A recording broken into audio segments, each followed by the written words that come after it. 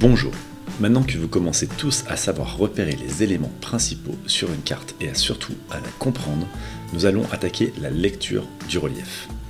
C'est indispensable de réussir à la déceler à l'avance pour toute activité en montagne. Il est pour certaines personnes assez difficile de l'interpréter, mais avec du temps, de l'entraînement et en connaissant certaines astuces, dès que vous ouvrirez une carte, vous arriverez à voir le relief sur la carte, comme si vous le voyiez du dessus dans la réalité.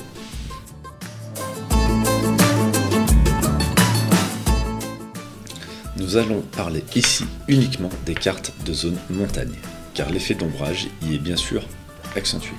Cependant, l'ombrage est présente sur les cartes d'échelle 1/25 millième et 1/50 millième. Regardons une carte de randonnée avec un peu de recul, en se focalisant principalement sur une partie en relief. Nous voyons instantanément les formes du relief. Cette lecture du relief est facilitée par la présence d'un ombrage porté sur la carte. Un effet visuel de relief est créé en opposant les versants éclairés et ceux à l'ombre.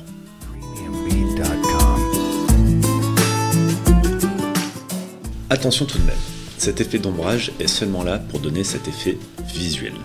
Il n'est en aucun cas représentatif du nombre réel sur le terrain. Je m'explique. L'ombre représentée sur la carte appose un éclairage comme si le soleil éclairait le sol depuis le nord-ouest avec un angle moyen de 45 degrés, ce qui est impossible. Le soleil ayant l'habitude de courir de l'est à l'ouest en passant par le sud.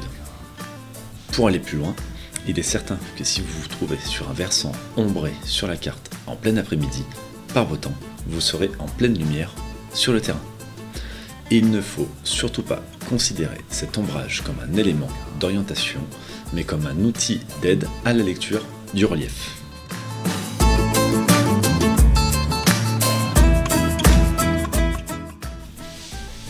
Vouloir apprendre la lecture du relief sur une carte, il faut avant tout plonger le nez dans une carte.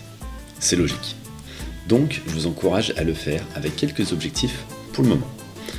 Déceler les points hauts et les points bas, les crêtes et les vallées, les croupes, donc les bosses, et les combes ou talwegs, les creux. Mais avant même de se référer aux courbes de niveau que nous verrons juste après, il est facile et de manière logique d'identifier la forme générale du relief. L'eau des rivières coule dans le sens de la pente, c'est-à-dire du point haut vers le bas. C'est la gravité.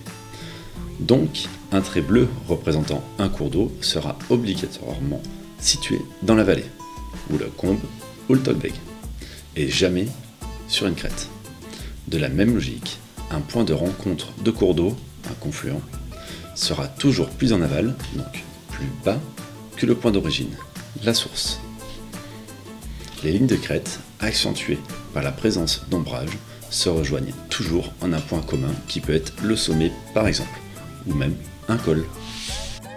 Ici, vu l'écoulement de ces ruisseaux temporaires, B est forcément plus bas que C, car C représente la source, c'est le début du cours d'eau. Mais B est plus haut que A, car A se situe au niveau d'un confluent en aval de B. C est donc placé sur une croupe bien que légère ici, alors que A est placé sur le début de la vallée. On comprend que le relief se résume à une alternance de crêtes et de combes. Deux ruisseaux au fond de vallée sont toujours séparés par une ligne de crête, et entre deux lignes de crête, on trouvera une vallée où coule fréquemment un cours d'eau.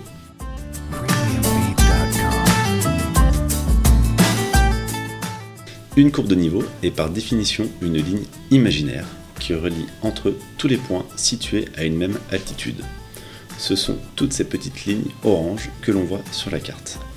Pour une altitude donnée, elles se promènent à l'horizontale en épousant au plus près la surface de tout relief. Ok, c'est bien tout ça, mais concrètement, ça veut dire quoi? Imaginez-vous sur une plage, dos à la mer, donc à l'altitude 0, et équipé d'un couteau géant. Vous pourrez alors découper dans le paysage terrestre des tranches horizontales d'égale épaisseur. On dit équidistante.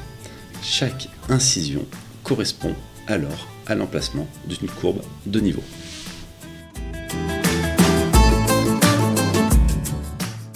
L'équidistance définit la différence d'altitude entre deux courbes de niveau. Sur une carte à l'échelle 1/25 millième de l'IGN, l'équidistance est en général de 10 mètres, c'est-à-dire que l'altitude varie de 10 mètres d'une courbe à l'autre. Attention, elle peut aussi varier de 5 mètres sur les cartes représentant une région de faible relief, la forêt landaise par exemple, ou de 20 mètres pour une région de haute montagne, comme le massif des Écrins. Il suffit de s'en assurer en vérifiant dans la légende. Sur une carte de 1/50 millième, l'équidistance est en général de 20 mètres. Vous l'avez donc compris, il y a une différence de 20 mètres d'altitude entre deux courbes de niveau. Plus l'équidistance est faible, plus la carte gagnera en précision. Les détails et formes du relief figurés sur la carte seront plus fidèles aux réalités du terrain.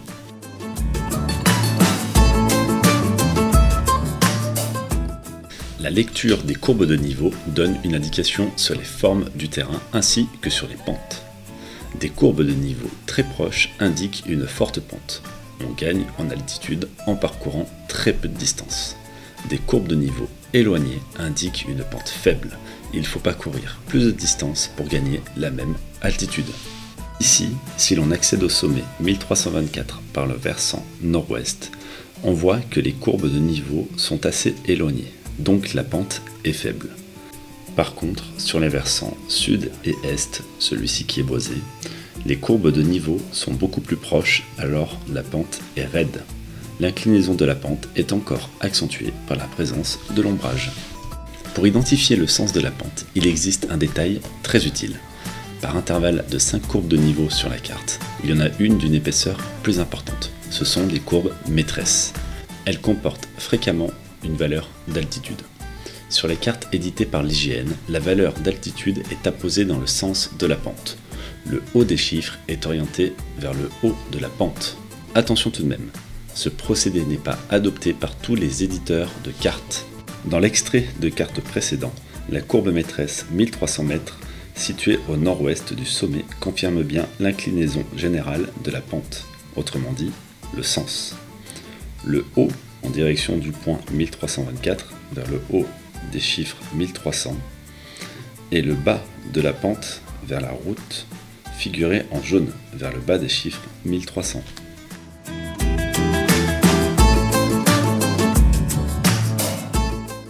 Déceler une montée et une descente. La position, sens de l'écriture, de la valeur 1400 sur la courbe maîtresse nous renseigne sur le sens de la pente. En se plaçant sur ce sentier du point A vers le point B, le randonneur sera confronté à une montée. A l'inverse, le sentier descend du point B vers le point A. Identifie une colline. Le point géodésique 1407 est-il situé sur une bosse ou dans une dépression? La courbe maîtresse 1350 nous indique le sens de la pente et démontre que ce point est plus haut que la courbe. Il s'agit donc du sommet d'une colline. Repérer une dépression. La partie centrale de cet extrait est une vaste dépression puisque les pentes qui s'en échappent prennent de la hauteur, comme nous l'indique la courbe maîtresse 1350 en dessous du puits-mé. Les différents points géodésiques nous l'indiquent aussi. Le fait que les différents cours d'eau se rejoignent dans la partie centrale de cet extrait nous confirme qu'il s'agit bien d'une dépression. Une dépression de petite taille est en général mentionnée par le symbole à droite. Vous pouvez voir ici la différence de représentation entre un sommet et une cuvette ou dépression. Reconnaître un col. Un col est le point le plus bas d'une ligne de crête. Les courbes de niveau ne traversent jamais un col, mais au contraire l'évitent. Un col, en général, sépare deux montagnes. C'est la faiblesse de la montagne, le passage qui permet de passer d'un versant à l'autre. Sur cette photo, nous pouvons observer deux sommets, le puy de Barbier et le puy de l'Angle. Au milieu, une zone un peu plus plate, où les courbes de niveau ne se rencontrent pas. Il s'agit du col entre les deux sommets. Différencier une vallée et une crête. Pour savoir laquelle des lignes A ou B désigne une crête ou une vallée, il faut être attentif à l'indication d'altitude de la courbe maîtresse 1300. Le haut des chiffres étant tourné vers le haut de la pente, la ligne A est soit une avancée de relief, soit une ligne de crête. Par conséquent, la ligne B correspond à un rentrant, donc à une vallée. Je vous l'explique autrement. Pour un talweg, il faut que la pointe du V des courbes de niveau soit orientée vers l'amont, donc vers le haut. Pour une crête, il faut que le V des courbes de niveau soit orienté vers l'aval, donc vers le bas. Il vous suffit d'observer les courbes de niveau avec les courbes maîtresses.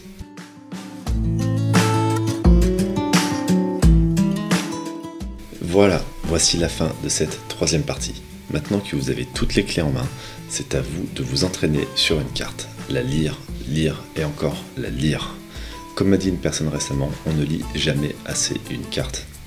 Surtout, on ne se plonge jamais assez dans les courbes de niveau, qui pourtant donnent énormément d'informations pour se situer de façon précise. Alors essayez de déceler les reliefs chez vous. Avec de l'entraînement, vous le verrez au premier coup d'œil. Mais surtout, sortez. À chacune de vos sorties, prenez une carte. Amusez-vous à repérer les zones boisées, un arbre remarquable ou n'importe quel élément permettant de vous situer. Identifiez les talwegs sur une carte et repérez-les dans la réalité et inversement.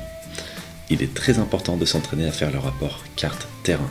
C'est primordial pour arriver à bien se repérer. Pour ceux que ça intéresse, je peux vous faire passer des petits exercices écrits concernant les 3 premières vidéos.